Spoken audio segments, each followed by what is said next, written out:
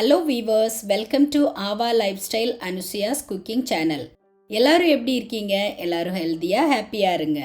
இதுவரைக்கும் என்னோட சேனலை சப்ஸ்கிரைப் பண்ணாதவங்க கண்டிப்பா சப்ஸ்கிரைப் பண்ணுங்க. இன்னைக்கு நாம ஒரு வெரைட்டி ரைஸ் தான் பார்க்க போறோம். சாம்பார் சாதம். நான் எப்படி சாம்பார் சாதம் பண்ணுவேங்கிறத உங்க கூட ஷேர் பண்றேன். இப்போ இதுக்கு தேவையான இன்கிரீடியன்ட்ஸ் என்னென்னன்னு பார்த்துடலாம். துவரம் பருப்பு 100 கிராம், சிறு பருப்பு 50 கிராம், மசூர் தால் 30 கிராம். இப்போ நாம் ஒரு பெரிய பவுல் எடுத்து அதில் நாம் எடுத்து வச்சிருக்க 3 பருப்பையும் சேர்த்துக்கலாம். சேர்த்து அதை நல்லா வாஷ் பண்ணி எடுத்துக்கலாம். நான் இந்த சாம்பார் சாதத்துக்கு இந்த 3 பருப்பையும் சேர்த்து தான் செய்ய போகிறேன். இப்போ இந்த சாம்பார் சாதத்துக்கு நான் 1.5 கப் ரைஸ் எடுத்திருக்கேன். Normal boiled rice, Ponni rice தான் எடுத்திருக்கேன். அதையும் தண்ணி விட்டு வாஷ் பண்ணி எடுத்துக்கலாம். இப்போ இந்த சாம்பார் சாதத்துக்கு தேவையான காய்கறிகள் என்னென்னு பார்க்கலாம். கேரட் 1, அவரைக்காய் 5, மஞ்சள் பூசணி ஒரு சின்ன துண்டு, பீன்ஸ் 5, உருளைக்கிழங்கு 2, தக்காளி 1, பொடலங்காய் ஒரு சின்ன துண்டு, வெள்ளை பூசணி ஒரு சின்ன துண்டு, கத்திரிக்காய் 2, முருங்கைக்காய் 1. இந்த இவ்வளோ காயும் நான் சேர்த்துக்கிறேன். இப்போ இதுக்கு தாளிப்பு ரெடி பண்ணுறதுக்கு வெண்டைக்காய் நான் அந்த தாளிக்கும் போது தான் சேர்த்துக்குவேன். வெஜிடபிள் கூட போட்டோன்னா கொலன்னு ஆகிடும். ஒரு 5 சின்ன வெங்காயம் எடுத்து கட் பண்ணி வச்சுருக்கேன். ஒரு சின்ன பீஸ் கட்டி பெருங்காயம் எடுத்திருக்கேன். காஞ்ச மிளகா, கருவேப்பிலை, மல்லியில் எல்லாம் எடுத்திருக்கேன். இந்த சாம்பார் சாதத்தை குக்கரில் தான் ரெடி பண்ண போகிறேன். அதுக்காக குக்கர் வச்சுருக்கேன். அதில் நாம் எடுத்து வச்சுருந்த பருப்பை சேர்த்துக்கலாம். அது கூட 2 பச்சை மிளகா சேர்த்துக்கிறேன். கட்டி பெருங்காயம் சேர்த்துக்கிறேன். இப்போ இந்த சாம்பார் சாதத்துக்கு தேவையான ஒரு சின்ன லெமன் அளவு புளி எடுத்து கரைச்சி வச்சுருக்கேன். இப்போ இந்த சாம்பார் சாதத்துக்கு தேவையான மசாலா என்னென்னு பார்த்துடலாம். மிளகாய் தூள் 2 டீஸ்பூன், மஞ்சள் தூள் 1/2 டீஸ்பூன், மல்லித்தூள் 2.5 டீஸ்பூன், வறுத்து அரைச்ச வெந்தய பொடி 1/2 டீஸ்பூன், சாம்பார் பொடி 2 டீஸ்பூன். இப்போ இந்த பருப்பு ஓரளவு நல்லா பாயில் ஆயிடுச்சு. இந்த டைமில் நாம் எடுத்து வச்சுருந்த வெஜிடபிள் எல்லாத்தையும் சேர்த்துக்கலாம். அதே டைமில் நாம் இந்த சாம்பாருக்கு தேவையான தாளிப்பும் ரெடி பண்ணிடலாம். அதுக்காக ஒரு இரும்பு கடாய் வச்சுருக்கேன். 2 டேபிள் ஸ்பூன் அளவு நல்லெண்ணெய் சேர்த்துக்கிறேன். நல்லெண்ணெய் சூடானதும் 1/2 டீஸ்பூன் கடுகு சேர்த்துக்கிறேன். 1/4 டீஸ்பூன் வெந்தயம் சேர்த்துக்கிறேன். காஞ்ச மிளகா சேர்த்துக்கலாம். நாம் கட் பண்ணி வச்சுருந்த அந்த சின்ன வெங்காயம் சேர்த்துக்கலாம். அது நல்லா ஃப்ரை ஆனதும் கருவேப்பிலை சேர்த்துக்கிறேன். நாம் கட் பண்ணி வச்சுருந்த அந்த வெண்டைக்காய் சேர்த்துக்கிறேன்.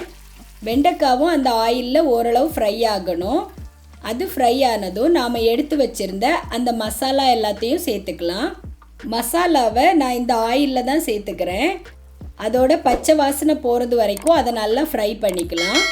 இப்போ நாம் எடுத்து வச்சுருந்த அந்த புளி தண்ணியை சேர்த்துக்கிறேன். தேவையான அளவு உப்பு சேர்த்துக்கலாம். அதை நல்லா மிக்ஸ் பண்ணி விட்டுடலாம். இப்போ இது நல்லா பாயில் ஆகட்டும். சிலர் மசாலாவை அந்த பருப்பு காய் கூட சேர்ப்பாங்க. அதில் ஒரு பச்சை வாசனை வர மாதிரியே இருக்கும். நான் இந்த மெத்தடில் தான் சாம்பார் சாதம் பண்ணுவேன். இப்போ அந்த மசாலா நல்லா பாயில் ஆயிடுச்சு. இப்போ நாம் ஃப்ளேமை ஆஃப் பண்ணிவிட்டு அது இந்த காய்கறி கூட சேர்த்துக்கலாம். இங்கே காய்கறியும் அதே டைமில் ஆல்மோஸ்ட் நல்லா குக் ஆகிடுச்சு.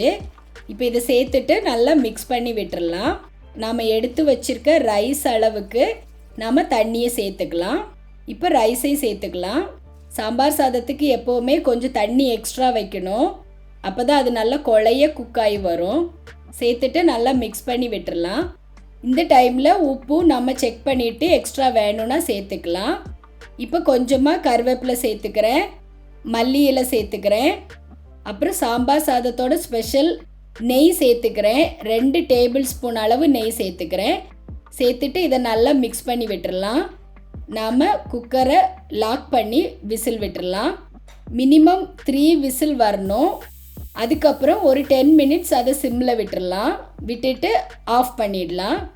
இப்போ பாருங்கள், நம்மளோட எம்மியான சாம்பார் சாதம் ரெடி ஆயிடுச்சு. பாருங்கள் சாதம் எவ்வளவு நல்லா சூப்பராக குக் ஆகிடுச்சுன்னு. அதை நல்லா மிக்ஸ் பண்ணி விட்டுடலாம். இப்போ நான் இதை உங்களுக்கு சர்வ் பண்ணி காமிக்கிறேன். அதுக்காக ஒரு பெரிய பவுல் எடுத்திருக்கேன். அதில் நான் உங்களுக்கு சுட சுட சாம்பார் சாதத்தை சர்வ் பண்ணுறேன். நல்ல கரெக்ட் கன்சிஸ்டன்சியில் வந்திருக்கு சாம்பார் சாதம். அதே சமயத்தில் அந்த சாதமும் நல்லா குக் ஆகிருக்கு. முருங்கைக்காய் கூட பாருங்கள் உடையாமல் அப்படியே வந்திருக்கு. பார்க்குறதுக்கும் கலர்ஃபுல்லாக சூப்பராக இருக்குது. இப்போ அது மேலே கொஞ்சமாக கருவேப்பிலை மல்லியிலை போட்டு அதை கார்னிஷ் பண்ணுறேன். இப்போ இந்த சூடான சாம்பார் சாதம் மேலே கொஞ்சமாக கீ விடலாம். அப்போ தான் அது நல்ல வாசனையாக சூப்பராக இருக்கும் சாப்பிட்றதுக்கு. இந்த சாம்பார் சாதம் வந்து ரொம்ப வாசனையாகவும் இருக்கும், நல்ல ஸ்பைசியாக டேஸ்ட்டாக சூப்பராக இருக்கும். கண்டிப்பாக ட்ரை பண்ணுங்கள், உங்களுக்கும் ரொம்ப பிடிக்கும். அதே மாதிரி குழந்தைங்களுக்கு லஞ்ச் பாக்ஸில் கூட நீங்கள் இந்த சாம்பார் சாதம் ரெடி பண்ணி கொடுக்கலாம்.